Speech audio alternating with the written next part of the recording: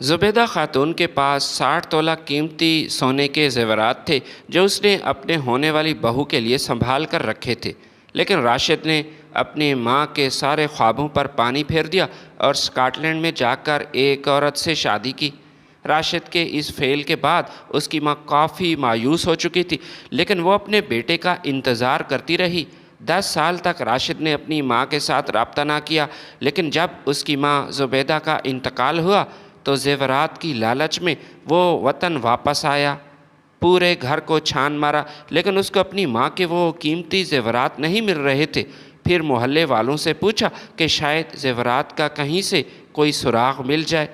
محلے والوں نے اسے بتایا کہ آپ کی ماں نے مرتے وقت وصیت کی تھی کہ یہ قیمتی زیورات میرے ساتھ قبر میں ہی دفنا دینا۔ اس کی وصیت پر ہم نے عمل کیا ہے۔ یہ سن کر راشد کافی پریشان ہوا۔ آدھی رات کو زیورات نکالنے کے لیے اس نے اپنی ماں کی قبر کو کھودنا شروع کیا، لیکن اس کے رونگٹے کھڑے ہو گئے، کیونکہ قبر کے اندر: ماں، مجھے شادی کی اتنی جلدی نہیں، آپ میری بات کو سمجھنے کی کوشش کریں۔ اگر زندگی نے وفا کی تو شادی تو ہو جائے گی، لیکن پہلے میں کچھ کرنا چاہتا ہوں، اپنا مستقبل بنانا چاہتا ہوں جو کہ میرا خواب ہے۔ زبیدہ خاتون نے اپنے بیٹے سے کہا کہ شادی کے بعد بھی تو اپنے مستقبل پر فوکس کر سکتا ہے، تو میری بات کو کیوں نہیں سمجھتا؟ میری زندگی کا کوئی بھروسہ نہیں، میں اپنی آنکھوں سے تمہارے سر پر سجا صحرا دیکھنا چاہتی ہوں۔ یہ ایک ماں کی خواہش ہے جس کو تم نہیں سمجھ رہے۔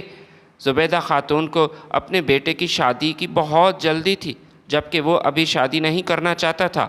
ماسٹرز کی تعلیم مکمل ہو چکی تھی، ایک پرائیویٹ ادارے میں وہ ٹیوشن بھی پڑھا رہا تھا، لیکن ساتھ ساتھ وہ اچھی کمپنیز میں اپلائی بھی کر رہا تھا۔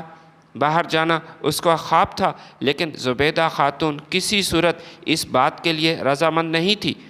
وہ بالکل نہیں چاہتی تھی کہ اس کا بیٹا ملک سے باہر جائے، کیونکہ اس سے پہلے بھی اس محلے کے جتنے نوجوان پڑھائی کے سلسلے میں یا پھر نوکری کے لیے باہر گئے تھے، وہ پھر واپس نہیں آئے تھے۔ اتنے بڑے بڑے گھر خالی پڑے تھے۔ محلے کے بوڑھے والدین اپنے بچوں کی واپسی کا انتظار کرتے رہے، لیکن کبھی ایسا نہ ہو سکا۔ شروع میں وہ عید کے موقع پر گھر واپس آ جاتے تھے، لیکن اب کئی عیدیں گزر چکی تھیں، لیکن بچوں نے واپس آنا چھوڑ دیا تھا۔ بس یہی ایک خوف تھا زبیدہ خاتون کے دماغ میں کہ اگر میرا بیٹا راشد باہر چلا گیا تو شاید یہ بھی واپس نہیں آئے گا، اور پھر میں اپنے بیٹے کے دیدار کے لیے ترس جاؤں گی۔ بیٹے کی شادی کے لیے اس نے کئی خواب اپنی آنکھوں میں سجائے ہوئے تھے۔ ظاہری طور پر وہ ایک عام سے سادہ سے گھر میں رہتی تھی، لیکن زبیدہ خاتون کے پاس کافی دولت موجود تھی۔ بہت سارا زیور تھا جو اس کی مرحوم ماں نے اس کو دیا تھا، اور زبیدہ کی ساس بھی کافی امیر تھی، اس کی طرف سے بھی اسے کافی زیورات ملے تھے۔ مل ملا کے یہ تقریباً 60-70 تولے سونا بنتا تھا، جو کہ قیمتی اور نایاب تھا۔ زیورات کی مالیت کروڑوں میں تھی، لیکن محلے والے اس حقیقت سے واقف نہیں تھے۔ بس چند عورتیں تھیں جو اس حقیقت کو جانتی تھیں، لیکن جب وہ عورتیں اپنے گھر میں اس بات کا تذکرہ کرتی کہ زبیدہ خاتون ایک امیر عورت ہے، اس کے پاس کافی زیورات ہیں، تو اس کی بات پر کوئی یقین نہ کرتا۔ وہ یہی کہتے کہ اگر اس کے پاس اتنی مال و دولت ہے تو آج اس کا بیٹا 20,000 ماہانہ کی نوکری کیوں کر رہا ہے؟ 2 سال اس کی پڑھائی مکمل ہو چکے ہیں، وہ بے روزگار ہے، اچھی جاب کی تلاش میں در در کے دھکے کھا رہا ہے۔ اگر ماں کے پاس کچھ ہوتا تو وہ اپنے بیٹے پر قربان کرتی، کچھ زیورات بیٹے کو دیتی اور اس سے یہی کہتی کہ جا بیٹا، اگر تو کوئی کاروبار کرنا چاہتا ہے وہ بھی کر لے، اگر باہر پڑھائی کرنا چاہتا تمہارا شوق ہے تو جا ان پیسوں سے اپنے ویزے کا بندوبست کر۔ لیکن اس کے ماں تو مال دولت پر سانپ بن کر بیٹھی ہے، نہ خود خرچ کرتی ہے، نہ ہی اپنے بیٹے پر خرچ کرنے کا ارادہ رکھتی ہے۔ رضا نے اپنی ماں سے کہا کہ میں راشد سے بات کروں گا، اسے بتاؤں گا کہ اس کی ماں کے پاس کتنی مال و دولت جمع ہے۔ رضا کی ماں نے اپنے بیٹے کو منع کیا اور کہا کہ کیوں ماں بیٹے میں جھگڑا کرنا چاہتے ہو؟ زبیدہ خاتون ایک نیک خاتون ہے، وہ اپنے بیٹے سے بہت محبت کرتی ہے، جو کچھ اس کے پاس ہے اس کے بیٹے کا تو ہے۔ رضا نے اپنی ماں سے کہا لیکن ماں، راشد نے جو اپنی آنکھوں میں خواب سجائے ہیں وہ آپ نہیں جانتی اور میں جانتا ہوں۔ پچھلے 2 سال سے وہ جاب کرنے کے لیے سخت محنت کر رہا ہے۔ میری اس سے بات ہوئی تھی، وہ یہی کہہ رہا تھا کہ اگر میرے پاس پیسے ہوتے انویسٹمنٹ کرنے کے لیے تو میں کوئی اپنا چھوٹا موٹا کاروبار کر لیتا۔ مجھے جاب کرنے کے لیے ادھر ادھر دھکے بالکل نہ کھانے پڑتے۔ صبح 9 بجے سے شام 4 بجے تک اکیڈمی میں پڑھاتا ہوں۔ 20,000 روپے کے لیے کتنی میں سخت محنت کرتا ہوں۔ اگر واقعی اپنے بیٹے سے وہ محبت کرتی تو بیٹے کی مدد ضرور کرتی۔ ماں کے لاکھ منع کرنے کے باوجود رضا نے ٹھان لی کہ میں بات کروں گا راشد سے۔ آج اکیڈمی سے واپس آتے ہوئے رضا نے اسے سلام کیا اور کہا کہ تمہارے لیے ایک اچھی خبر ہے، لیکن میں تمہیں یہاں نہیں بتاؤں گا۔ راشد نے کہا پھر کہاں بتانے کا ارادہ ہے؟ رضا نے کہا کہ میرے ساتھ چل، گرمی بہت زیادہ ہے، مجھے کوئی اچھی سی آئس کریم کھلا، پھر میں تمہیں ایک اچھی خبر دوں گا۔ راشد اپنے دوست سے کہنے لگا اگر آئس کریم کھانے کا ارادہ ہے تو سیدھا سیدھا بات بتا، یہ بہانے کیوں بنا رہا ہے؟ میں جانتا ہوں کہ مجھے بتانے کے لیے تمہارے پاس کوئی ایسی خبر نہیں جو میرے لیے مفید ہو۔ اپنی قسمت میں تو بس دھکے ہی لکھے ہیں۔ پچھلے 2 سال سے میں نے مختلف کمپنیز میں اپلائی بھی کیا، ایم فل اور پی ایچ ڈی کرنے کے لیے غیر ملکی اداروں میں اپلائی کیا، لیکن کہیں سے مجھے کوئی رپلائی نہ آیا۔ اب تو میں اس زندگی سے بھی تنگ آ چکا ہوں۔ رضا اس سے کہنے لگا یار مایوسی گناہ ہے، چل میرے ساتھ، ابھی میں تمہیں بتاتا ہوں۔ اب کیا یہی سڑک پر ہی تمہیں ساری تفصیل بتاؤں کیا؟ راشد نے بائک سٹارٹ کی، دونوں ایک ہوٹل پر پہنچے، آئس کریم کھائی۔ پھر رضا نے راشد سے کہا دیکھ میری بات غور سے سن، جو میں بات تمہیں بتانے والا ہوں یہ کسی سے ذکر مت کرنا کہ میں نے ہی بتائی۔ یار کیوں پہیلیاں بجھوا رہے ہو، بتاؤ کیا بات ہے؟ رضا نے کہا تمہاری ماں کے پاس قیمتی زیورات موجود ہیں جن کی مالیت کروڑوں روپے میں ہے۔ یہ بات میری ماں نے مجھے بتائی ہے اور میں جانتا ہوں کہ میری ماں کبھی بھی مجھ سے جھوٹ نہیں بولتی۔ راشد نے رضا سے کہا یار تمہیں غلط فہمی ہوئی ہے، میں یہ نہیں کہتا کہ آنٹی نے جھوٹ بولا، لیکن یہ بات ممکن نہیں۔ اگر ایسی بات ہوتی تو میری ماں میرے سامنے اس بات کا تذکرہ ضرور کرتی، لیکن ماں نے ایسا کچھ نہیں بتایا۔ ماں نے تو کبھی اس بات کا ذکر میرے سامنے نہیں کیا۔ رضا اس سے کہنے لگا یار کوئی تو وجہ ہو سکتی ہے کہ آنٹی نے تمہیں نہ بتایا ہو، لیکن وہ تمہاری ماں ہے، تمہارا بھلا چاہتی ہے۔ جا کر ماں سے بات کرو، کچھ زیورات فروخت کر کے تم اپنا چھوٹا موٹا کاروبار شروع کر سکتے ہو، اور اگر باہر پڑھنے کا تمہارا ارادہ ہے، شوق ہے، تو وہ بھی تمہارا پورا ہو سکتا ہے۔ رضا کی یہ بات سن کر راشد سوچنے لگا۔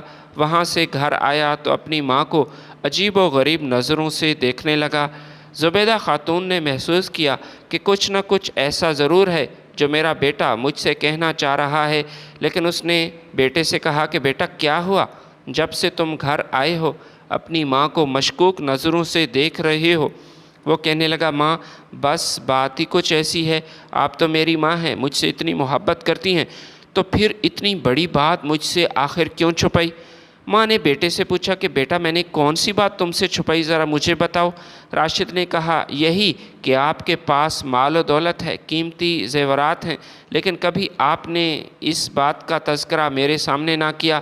مجھے نہیں معلوم کہ آپ نے مجھ سے یہ بات کیوں چھپائی، جبکہ محلے کی عورتیں اس بارے میں جانتی ہیں۔ زبیدہ خاتون نے اپنے بیٹے سے کہا کہ بیٹا کیا تو اپنی ماں پر شک کر رہا ہے؟ وہ کہنے لگا نہیں ماں، ایسی بات نہیں، میں آپ پر شک نہیں کرتا، بس مجھے اس بات کا افسوس ہے کہ مجھے دوسروں کی زبانی اس بات کا پتہ چلا، کاش آپ مجھے بتا دیتی تو مجھے خوشی ہوتی۔ زبیدہ خاتون نے بیٹے سے کہا کہ بیٹا ہر چیز کا ایک وقت مقرر ہے، پتہ ہے میں تمہاری شادی کے لیے کیوں جلدی مچا رہی تھی، کیونکہ میں یہی چاہتی ہوں کہ جلدی سے اپنی بہو کو یہاں لے کر آؤں، تمہارا گھر بس جائے۔ تمہاری شادی پر میں اپنے تمام زیورات اپنی بہو کے حوالے کرنا چاہتی تھی تاکہ میں اس بوجھ سے آزاد ہو جاؤں جو میرے سر پر ہے۔ پھر تمہاری مرضی ہے کہ ان زیورات سے تم کوئی کاروبار کرنا چاہتے ہو تب بھی کر سکتے ہو، اگر پڑھائی کے لیے تمہیں انہیں فروخت بھی کرنا پڑے تب بھی مجھے اس بات پر کوئی اعتراض نہیں ہوگا، لیکن اس بات پر اعتراض ضرور ہے کہ ماں کو تمہاری خوشی کے لیے جلدی ہے، شادی کرنا چاہتی ہے تمہاری ماں، اور تم اپنی ماں کی اس خواہش کو پورا نہیں کر رہے۔ راشد نے جب یہ سنا تو اپنی ماں سے معافی مانگنے لگا اور کہا، ماں مجھے معاف کر دیں، میں نے ایسے ہی آپ پر شک کیا، آپ سے خفا تھا، آپ کی نیت پر میں نے شک کیا، لیکن ایک بات تو اس نے بھی اپنی ماں سے چھپائی تھی۔ ابھی تک اس بات کا تذکرہ اس نے ماں سے نہیں کیا کہ وہ رخسانہ سے شادی کرنا چاہتا ہے۔ رخسانہ بھی اسے کافی پسند کرتی تھی۔ ابھی تک فون پر ہی ان کا آپس میں رابطہ تھا، وہ دونوں ایک ہی ادارے میں پڑھتے تھے۔ راشد اس سے شادی کرنا چاہتا تھا اور یہی کہتا تھا کہ میں اپنی ماں کو لے کر تمہارے گھر آنا چاہتا ہوں، تمہارے رشتے کے سلسلے میں بات کرنا چاہتا ہوں تمہارے والدین سے، لیکن رخسانہ اسے بار بار منع کرتی اور یہی کہتی کہ میں اپنے باپ کو اچھی طرح جانتی ہوں، میں اپنے باپ کی فطرت سے خوب واقف ہوں، جب تک تمہارے پاس کوئی اچھا روزگار نہیں ہوگا یا کرنے کے لیے کوئی اچھا سا کاروبار نہیں ہوگا، ابا کبھی بھی اس شادی کے لیے رضامند نہیں ہوں گے، یہ بات میں جانتی ہوں، لہٰذا فی الحال ہمارے گھر آنے کی کوئی ضرورت نہیں۔ میں نہیں چاہتی کہ آنٹی کی انسلٹ ہو اور یہ جو ہماری شادی کی تھوڑی سی امید بھی باقی ہے یہ بالکل ختم ہو جائے۔ وہ رخسانہ سے بہت محبت کرتا تھا، لیکن رخسانہ کو کھونے سے بھی ڈرتا تھا، حالانکہ وہ یہ بھی جانتا تھا کہ رخسانہ کے لیے اس کا باپ کتنی کوشش کر رہا ہے کہ جلدی سے جلدی اس کی بیٹی کی شادی ہو جائے۔ یہ چاندنی رات تھی جب وہ اپنی ماں کے پاس بیٹھا تھا۔ اس کی ماں بڑے ہی پیار سے اس کے بالوں میں ہاتھ پھیر رہی تھی اور اپنے بیٹے سے کہہ رہی تھی کہ بچپن میں تمہاری یہی عادت تھی جو کہ مجھے پسند تھی، تو میری گود میں سو جاتا اور میں تمہیں کہانی سناتی، کہانی سننے کے بعد ہی تمہیں نیند آتی تھی، اور بچپن میں ہی تم اتنے تیز اور ذہین تھے کہ روزانہ مجھ سے نئی کہانی سنتے اور مطالبہ کرتے۔ اگر میں دوبارہ کوئی ایسی کہانی سناتی جو کہ تم پہلے سے ہی سن چکے تو فوراً مجھے پکڑ لیتے اور ضد کرتے۔ میرے لیے سب سے بڑا مسئلہ یہی ہوتا کہ اتنی کہانیاں میں کہاں سے یاد کروں اور تمہیں کیسے سناؤں۔ ماں کی یہ بات سن کر وہ مسکرانے لگا۔ زبیدہ خاتون نے اپنے بیٹے کو بتایا کہ تمہارا باپ تم سے بہت محبت کرتا تھا، وہ بہت بڑا پہلوان تھا، کبھی کسی میدان میں اسے کسی نے شکست نہیں دی تھی۔ پھر ایک حاسد نے بھری جوانی میں تمہارے باپ کی جان لی۔ تم اس وقت محض 3 سال کے تھے جب اس نے تمہارے باپ کو جان سے مارا تھا، وہ بھی دھوکے سے۔ تمہارا باپ بھی اپنے والدین کا اکلوتا تھا اور جس نے مارا تھا وہ بھی اپنے والدین کا اکلوتا تھا۔ پچھلے 20 سال سے وہ جیل میں قید ہے جبکہ اس کی ماں ابھی تک زندہ ہے۔ بہت بڑی آزمائش سے اس کی ماں گزر رہی ہے، حالانکہ اس کا بیٹا میرے شوہر کا قاتل ہے۔ میں اس کے بیٹے سے تو نفرت کرتی ہوں، لیکن مجھے اس کی ماں پر آج بھی ترس آتا ہے۔ اس کی حالت دیکھ کر میری آنکھوں میں آنسو جاری ہو جاتے ہیں۔ میں ایک بار اس سے ملنے گئی تھی، بھیس بدل کر میں سب سے چھپ کر اس کے گھر گئی تھی، کیونکہ اگر محلے والوں کو پتہ چلتا کہ میں اپنے شوہر کے قاتل کے گھر گئی تو وہ مجھ پر باتیں کرتے، طنز کرتے، اس لیے میرا سانس لینا بھی مشکل ہو جاتا، کیونکہ میں اس محلے کے لوگوں سے اچھی طرح واقف ہوں۔ یہ دل کے بہت تنگ ہیں، مشکل میں ایک دوسرے کی مدد بالکل نہیں کرتے۔ جب میں اس کے گھر میں داخل ہوئی تو گھر کی حالت بہت زیادہ خراب تھی، ہر جگہ گندگی پھیلی تھی، کمرے کی حالت بدتر تھی۔ کمرے کے کونے میں وہ بیچاری بیٹھی تھی، اس کی آنکھوں کی بینائی بہت کم ہو چکی تھی، مجھے اس نے نہیں پہچانا تھا۔ پھر جب میں نے اپنا تعارف کروایا تو وہ رونے لگی، رو رو کر میرے سامنے ہاتھ جوڑتی، مجھ سے معافی مانگتی، جبکہ میں اس سے یہی کہہ رہی تھی کہ ماں جی مجھ سے کیوں معافی مانگ رہی ہو، جو کچھ ہوا اس میں آپ کے بیٹے کی وجہ ہے، آپ کا بیٹا ہی قصوروار ہے، آپ کا اس میں کیا قصور۔ وہ رو رو کر مجھ سے کہنے لگی کہ بیٹی کسی نہ کسی لحاظ سے میں قصوروار تو ضرور ہوں، میری تربیت میں کوئی ایسی کوتاہی ضرور تھی کہ اس نے ایسا قدم اٹھایا۔ یہ بچپن سے ہی ایسا تھا، جب کلاس میں کوئی بچہ اس سے زیادہ ذہین ہوتا یا اس سے زیادہ نمبر لیتا تو یہ غصے کی حالت میں گھر واپس آتا۔ اس وقت یہ کمزور تھا، کسی کا کچھ بگاڑ نہیں سکتا تھا، لیکن گھر آ کر یہ ہمیں ہی نقصان پہنچاتا، گھر کے برتن توڑتا۔ اس وقت حبیب اللہ کی یہ عادت، میں اس پر مسکراتی تھی، میں اس کی یہ عادت، اس کا بچپنا سمجھتی اور کبھی اپنے بیٹے کو سمجھایا نہیں تھا کہ بیٹا اللہ تعالیٰ کی تقسیم پر راضی رہنا چاہیے، اگر سب لوگ امیر ہوتے تو دنیا کا نظام بگڑ جاتا۔ اسی طرح اگر سارے ایک جیسے ہی عقل مند اور ذہین ہوتے، جس لڑکی کو وہ پسند کرتا تھا اس نے بھی شادی سے انکار کیا، تب بھی اسے شاید غصہ آیا تھا، اسے پاگل پن کے دورے پڑ جاتے تھے۔ اس نے اس لڑکی کو مارنے کی بھی کوشش کی تھی اور خوش قسمتی سے اس لڑکی کی جان بچ گئی تھی۔ یہ پہلے بھی جیل سے ہو کر واپس آیا۔ اب میں نے اپنے بیٹے کو سمجھانا شروع کیا، لیکن یہ میری کوئی بات نہیں سنتا۔ اب یہ میرے کنٹرول سے باہر ہو چکا ہے۔ کاش میں اس وقت اپنے بیٹے کی تربیت کرتی، اسے سمجھاتی کہ بیٹا کیا غلط ہے کیا ٹھیک، لیکن اس وقت میں اپنے بیٹے کے پیار میں اندھی تھی، اسے زیادہ ڈانٹتی نہیں تھی۔ جس خواہش کا اظہار اس نے کیا میں نے پوری کی، اور آج اپنی ماں کو اتنی بڑی آزمائش میں ڈال وہ خود جیل کی سلاخوں کے پیچھے بیٹھا ہے۔ بیٹی میری زندگی بہت مشکل میں ہے، اللہ تعالیٰ سے بس یہی دعا کرتی ہوں کہ وہ مجھے اپنے پاس بلا لے، لیکن موت شاید مجھ سے روٹھ چکی ہے۔ راشد اپنی ماں سے کہنے لگا، ماں آپ کا دل بہت بڑا ہے، شاید آپ ماں ہیں لہٰذا کسی ماں کے درد کو اچھی طرح سمجھتی ہیں، اس لیے آپ اس کے پاس جاتی ہیں۔ زبیدہ خاتون نے کہا، ہاں بیٹا، بس میں اس کے لیے دعا کرتی ہوں کہ اللہ تعالیٰ اس کے لیے آسانیاں پیدا کرے۔ کاش کہ حبیب اللہ اس کا بیٹا نہ ہوتا جس کو اپنی ماں کا کوئی احساس نہیں۔ اتنی ضعیفی میں بھی وہ اپنے بیٹے سے ملنے اس کے پاس جیل میں جاتی ہے۔ وہ غصے میں پاگل ہو جاتا ہے۔ 2 مہینے ہو چکے ہیں وہ اپنے بیٹے کے پاس نہیں گئی۔ جب میں نے اس سے وجہ پوچھی تو اس نے کہا کہ جب بھی میں اس کے لیے ملاقات کے لیے جاتی ہوں تو وہ مجھے منع کرتا ہے کہ یہاں کیوں آئی ہو، یہاں میرے پاس مت آیا کرو، جب مجھے پھانسی کی سزا ہو جائے گی تب میری میت کو دیکھ لینا، لیکن بار بار یہاں آنے کا کوئی فائدہ نہیں۔ بیٹے کے لاکھ منع کرنے کے باوجود وہ ہر ہفتے اس سے ملنے جاتی تھی، اس کے ہاتھوں کا بوسہ لیتی اور اسے دعائیں دے کر واپس آ جاتی، لیکن اس بدبخت بیٹے کو شاید اپنی ماں کی دعاؤں کی ضرورت نہیں۔ ایک بار وہ اپنے بیٹے سے ملنے گئی، اس نے اپنے بیٹے سے درخواست کی کہ جیل کی سلاخوں کے باہر اپنے ہاتھ لے آؤ تاکہ میں تمہارے ہاتھوں کا بوسہ لے سکوں اور تمہیں دعا دے سکوں۔ حبیب اللہ نے ہاتھ آگے کیے اور اس نے اپنی ماں کے بالوں کو پکڑا، پھر جیل کی سلاخوں کے ساتھ ماں کے سر ٹکرایا۔ بیچاری کے سر سے خون بہنے لگا تھا۔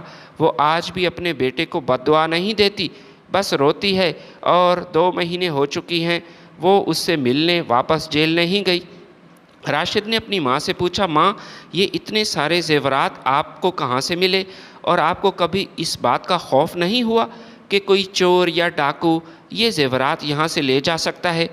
زبیدہ خاتون نے بیٹے کو پیار کیا اور کہا، اس لیے تو میں چاہتی ہوں کہ جلدی سے تمہاری بس شادی ہو جائے، یہ زیورات تمہاری بیوی کے میں حوالے کروں اور پھر میں آزاد ہو جاؤں گی۔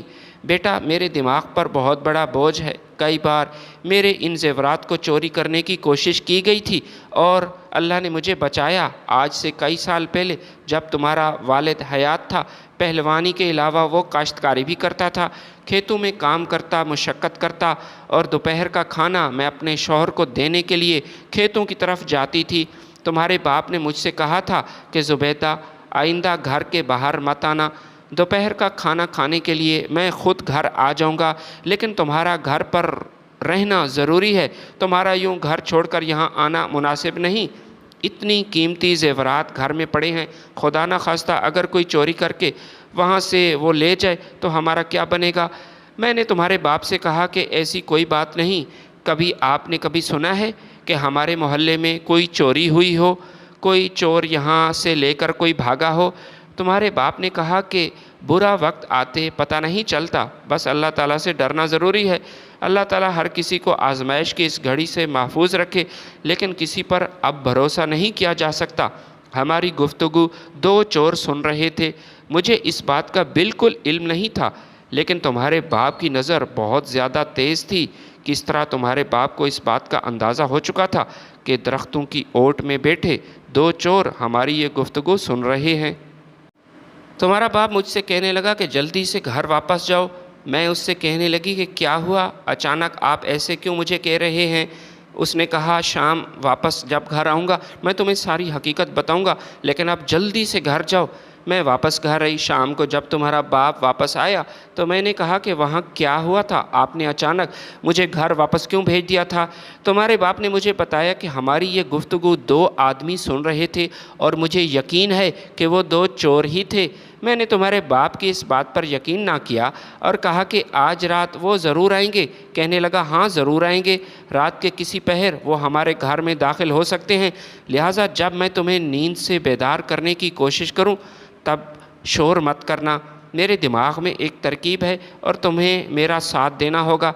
میں نے تمہارے باپ سے کہا کہ آپ کو پریشان ہونے کی ضرورت نہیں، میں آپ کا ساتھ ضرور دوں گی، بس مجھے ہلکا سا ہلا دینا، اس کے بعد میں بیدار ہو جاؤں گی اور شور بھی بالکل نہیں کروں گی۔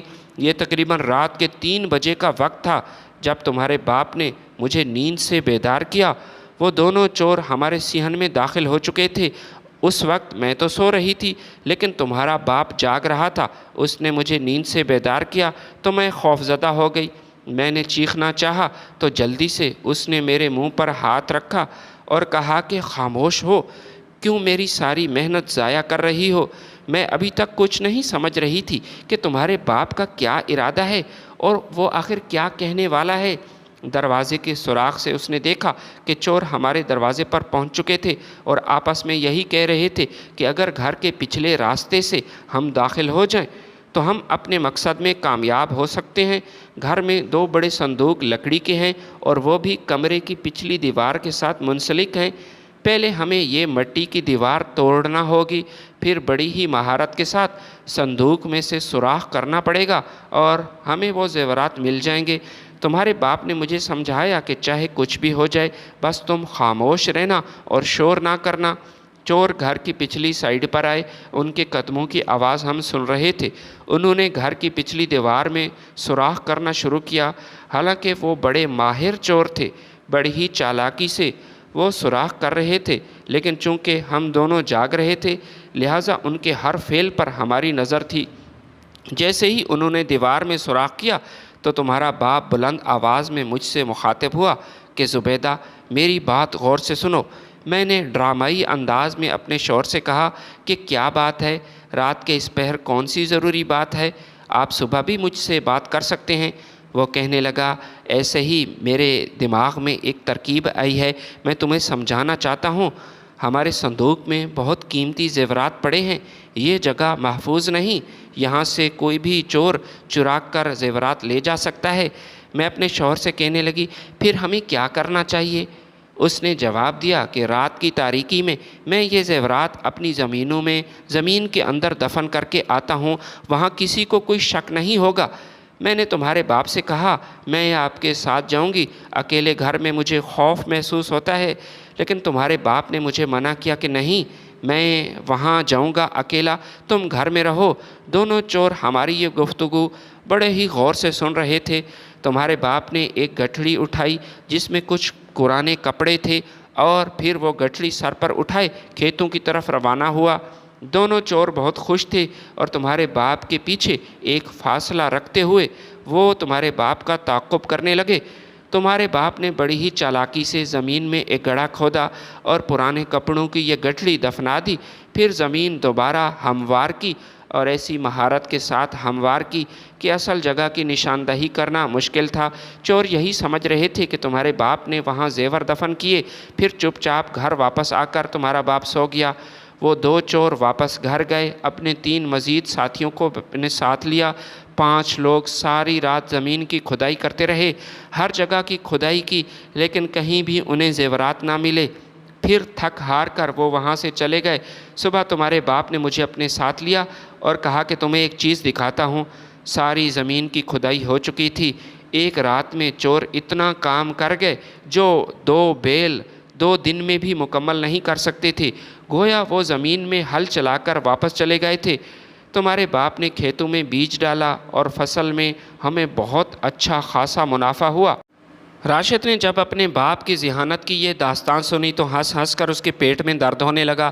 صبح راشد اپنی اکیڈمی میں موجود تھا جب رخسانہ نے اسے کال کی اور بتایا کہ میرا رشتہ طے ہو چکا ہے، لڑکا ایک اچھے خاندان سے ہے اور ڈاکٹر بھی ہے۔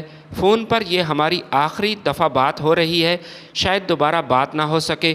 رخسانہ کی یہ بات سن کر وہ حیران ہوا اور کہنے لگا کہ ایک بار مجھ سے مل لو، پھر میں تم سے ہمیشہ ہمیشہ کے لیے دور ہو جاؤں گا، ایک بار میری بات تو سنو۔ رخسانہ نے کہا کہ آپ سے ملنے سے کچھ حاصل نہیں ہوگا، جب میں تمہاری نہیں رہی تو یہ کہانی ادھر ہی ختم ہوتی ہے۔ راشد نے رخسانہ سے ملنے کی بہت کوشش کی لیکن وہ انکار کرتی رہی۔ اس نے اپنا موبائل نمبر تبدیل کیا، آخر میں دھمکی بھی دی کہ اگر میرا پیچھا کرنے کی کوشش کی تو یاد رکھنا میں تمہیں پکڑوا سکتی ہوں، میں پولیس میں رپورٹ درج کرواؤں گی، اگلے مہینے میری شادی ہے اور مجھے تم سے زیادہ سلجھا ہوا انسان ملنے والا ہے، ہم سفر تم سے اچھا ہے۔ راشد ڈپریشن میں چلا گیا تھا، ماں سے بھی ناراض ہو گیا اور کسی سے بات نہیں کرتا تھا۔ اس کے دل میں آیا کہ خودکشی کر لے لیکن پھر باز رہا، کئی دن گھر سے غائب رہتا، جب مرضی ہوتی گھر واپس آتا ورنہ نہ آتا۔ ماں سے ہمیشہ یہی شکوہ کرتا کہ آپ ہی نے میری بربادی کی، آج اگر میرا اپنا کاروبار ہوتا تو رخسانہ مجھے مل جاتی۔ راشد کی خوشیاں تب بحال ہوئیں جب اسکاٹ لینڈ میں اسے ایک یونیورسٹی میں ایم فل کرنے کا موقع ملا اور وظیفہ ملا، پھر اسی یونیورسٹی میں اس نے پی ایچ ڈی کی۔ ماں سے اب بھی وہ ناراض تھا۔ زبیدہ خاتون نے ہر طرح سے بیٹے سے رابطہ کرنے کی کوشش کی لیکن وہ اپنی ماں سے بات نہیں کرتا تھا۔ راشد کے دوست رضا نے اسے قائل کرنے کی کوشش کی کہ ماں سے بات کر لیا کرو، تمہاری ماں تمہارے لیے بہت پریشان ہے، وہ گھر میں اکیلی ہے، ایسے کون سی جرم کی سزا تم اپنی ماں کو دے رہے ہو؟ لیکن اس نے اپنے دوست رضا کی بات پر بھی عمل نہ کیا، اس کا دل سخت ہو چکا تھا۔ ادھر اسکاٹ لینڈ میں اس نے ایک لڑکی سے شادی کی، اس کا نام میمونہ تھا۔ میمونہ نے ہی ایک دن اسے مشورہ دیا کہ تم اپنی ماں سے صلح کر لو، اگر سوچو تو اس میں ہمارا ہی فائدہ ہے۔ وہ پوچھنے لگا کہ ایسا کون سا فائدہ ہے؟ اس نے کہا کہ ماں کے پاس کافی زیورات موجود ہیں، 10 مرلے کا گھر ہے، گاؤں میں 2 ایکڑ زمین بھی ہے، اگر تم اسی طرح اپنی ماں سے لا تعلق رہے تو ماں کے گزر جانے کے بعد یہ جائیداد کسی اور کے حصے میں آ جائے گی، لہٰذا ہوش سے کام لو اور جو میں تمہیں کہتی ہوں ویسا ہی کرو۔ لیکن راشد نے اپنی بیوی سے کہا کہ اب میں ماں سے کافی دور ہو چکا ہوں، یہ دوری اب بہت زیادہ بڑھ چکی ہے کہ اب میں کس منہ سے ماں کا سامنا کروں گا اور اس سے بات کروں گا۔ لیکن پھر اپنی بیوی میمونہ کی بات پر وہ غور کرتا رہا، یہی سوچتا رہا کہ ایک نہ ایک دن ماں نے اس دنیا سے چلے جانا ہے تو اس کی یہ پراپرٹی کون سنبھالے گا، کسی غیر کے ہتھے نہ چڑھ جائے، ہو سکتا ہے رضا ہی میری ماں کی ساری پراپرٹی کا مالک بن جائے، کیونکہ اس کی ماں میری ماں کی اچھی دوست ہے اور ان کا ایک دوسرے کے گھر آنا جانا بھی ہے، وہ ماں کے پاس آتی ہے اور ماں بھی اس کے گھر جاتی رہتی ہے۔ خیر وہ ابھی بھی واپس نہ آیا، ماں کی طرف سے اسے بلایا گیا تھا لیکن وہ اپنی ماں کی خاطر واپس نہ آیا۔ ایک دن اچانک اسے ماں کی وفات کی خبر ملی تو اس نے اپنی بیوی میمونہ کو بتایا۔ اس کی بیوی نے راشد سے کہا کہ میں نے آپ سے کہا تھا کہ زندگی میں ہی اپنی ماں سے صلح کر لیں، لیکن آپ نے میری بات پر عمل نہیں کیا، دیکھیں اب کتنا بڑا نقصان ہوا ہے۔ راشد نے اپنی بیوی سے کہا کہ نقصان کیسا ہوا؟ وہ بھی میں ابھی واپس جاؤں گا، وطن واپس جانا اب میرا بنتا ہے اور تم میرے ساتھ آؤ، جبکہ میمونہ نے کہا کہ نہیں آپ اکیلے جائیں، میں آپ کے ساتھ نہیں آؤں گی۔ جو شخص پچھلے 10 سال سے اپنی ماں سے ناراض تھا، اس سے بات نہیں کرتا تھا، آج اچانک اسے اپنی ماں یاد آئی اور وہ بھی پراپرٹی کے لیے وہ وطن واپس آیا، جبکہ اس کی ماں کی تدفین بھی ہو چکی تھی۔ اس نے اپنی ماں کی قبر پر حاضری دی، فاتحہ پڑھی، لیکن اس کا دل بہت سخت ہو چکا تھا۔ اس نے بہت کوشش کی کہ کسی طرح ماں کی قبر پر وہ رو لے تاکہ لوگ یہ نہ سمجھیں کہ اسے ماں سے پیار نہیں، لیکن اس کی آنکھوں سے ایک آنسو تک جاری نہ ہو سکا۔ وہ گھر آیا، پورے گھر کی تلاشی لینا شروع کی، ایک ایک صندوق کو وہ کھول رہا تھا، تلاش کر رہا تھا، لیکن اسے اپنی ماں کے وہ پرانے کپڑوں کے علاوہ کچھ بھی نہ ملا۔ وہ کافی پریشان ہوا، سوچنے لگا کہ وہ زیورات کہاں ہیں۔ پھر اپنے دوست رضا سے ملا، اس سے کہنے لگا کہ تم تو میری ماں کے بہت قریب تھے، تمہاری ماں بھی میری ماں کے بہت قریب تھی، اس کے زیورات کہاں ہیں؟ رضا نے اپنے دوست سے کہا کہ وہ میں تمہیں بتانا بھول گیا تھا، ماں جی نے وصیت کی تھی کہ میرے وہ سونے کے زیورات میرے مرنے کے بعد میری قبر میں میرے ساتھ ہی دفنا دینا۔ راشد کہنے لگا ایسا کیسے ممکن ہے؟ ماں ایسا کیسے کہہ سکتی ہے؟ رضا نے کہا اب ایسا ہی ہے۔ واپس اسکاٹ لینڈ جانے سے پہلے وہ ہر صورت وہ زیورات حاصل کرنا چاہتا تھا اور انہیں فروخت کر کے پیسہ حاصل کرنا چاہتا تھا۔ آدھی رات کو اس نے ایک اوزار لیا، قبرستان میں جا کر ماں کی قبر کو کھودنا شروع کیا، جبکہ رضا اور اس کے دوست چھپ کر یہ سارا ماجرا دیکھ رہے تھے اور بیٹے کی لالچ چیک کر رہے تھے۔ جیسے ہی اس نے قبر کھودنا شروع کی، سب نے مل کر اسے بہت مارا، اس پر لعنت کی اور یہی کہا کہ 10 سال تک وہ بیچاری تمہیں یاد کرتی رہی، تمہیں اپنی ماں کا خیال نہ آیا، آج اچانک تو زیورات نکالنے کے لیے ماں کی قبر کھود رہے ہو۔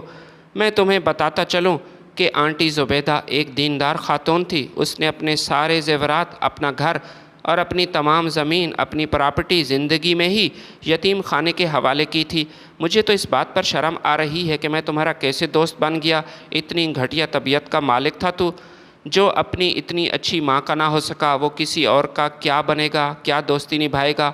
میمونہ بھی اسی انتظار میں تھی کہ کسی طرح وہ واپس آئے اور ماں کے حصے کے پیسے لے کر آئے، لیکن جب اسے پتہ چلا کہ راشد تو کنگال ہے، خالی ہاتھ واپس آ رہا ہے، تب اس نے راشد کو چھوڑ دیا۔ اس اسکاٹ لینڈ میں اکیلا ہو چکا تھا، اپنے کپڑے خود دھوتا تھا اور اپنا کھانا بھی خود پکاتا۔ تنہائی جب حد سے بڑھنے لگی تو ایک دن وہ مردہ حالت میں اپنے کمرے میں پڑا تھا، اسے ہارٹ اٹیک ہوا تھا۔ راشد کا اپنا کوئی وارث نہیں تھا، اسے ادھر ہی ایک جنگل میں دفنا دیا گیا۔ ویڈیو اگر پسند آئی تو لائک اور شیئر ضرور کیجیے گا۔ ملتے ہیں آپ کی خدمت میں نئی ویڈیو کے ساتھ، تب تک کے لیے اجازت دیجیے۔ اللہ حافظ۔